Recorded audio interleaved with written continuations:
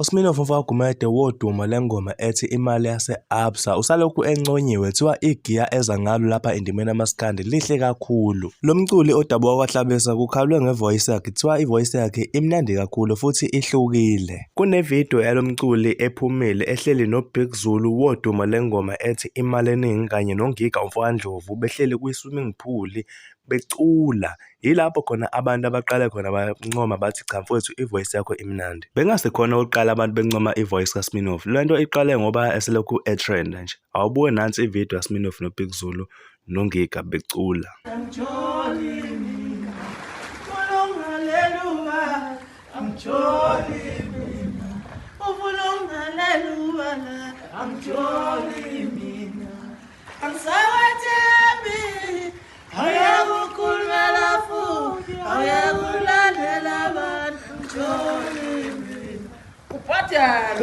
Kunjalo